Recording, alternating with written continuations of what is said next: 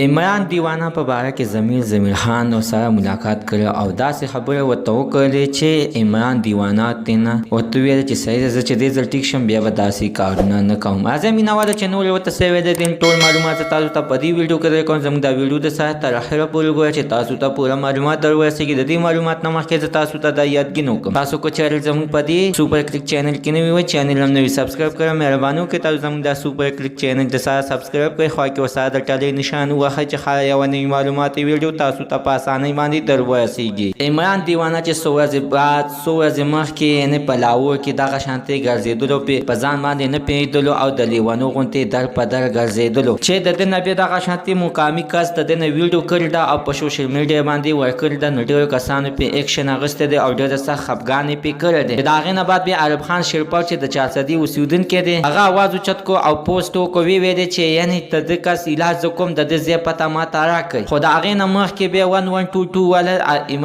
عمران دیوانه اوچت کړی او د علاج دپاره هسپتال ته بوتلو چې عمران دیوانه په دغه یعنې سم نو او د لیونتوب غوندې چغې وهلې چې تاسو ما اخر کوم خواته بوځئ. زه نه ځم ما په دې حال کې پرېږده زه په دې حالات کې خوشحاله یم چې عزتمنه چې بیا بعد ضمیر خان دلم د ده په حال باندې آواز اوچت کو او ویې ویلې چې د دې کس ته د علاج وکړی شي چې د ده چې څومره خرچه کېږي دا ټوله خرچه موږ په خپله باندې برداشت کوو ځکه چې دا د شاعرانو یوه بدنامي ده چې دا دغه شانتې پکې ګرځي او د ده علاج دپاره څوک نشته دی چې د ده علاج مینهوالو الله تعالی دې ورته ته صحت ورکړي دا دې روغ جوړ کړي. د دې نه مخکې په ده باندې دا حالات راغلي چې بیا طاهر خان دلې هسپتال ته بوتلی ټیک شوی بیا دغه شانتې حالات په ده باندې راغلي. الله تعالی دې په ده باندې خپل رحم وکړي. زموږ د ښه عزتمنو نننۍ معلومات د دې ځای پورې د نوي معلومات دپاره د ساره زموږ د سوپر کلیک چینل د ساره سبسکرایب کړئ. خوا کې ورسره د ټلۍ نشان ووهئ چې هر یوه نوي معلوماتي ویډیو تاسو ته په اسانۍ باندې در ورسېږي.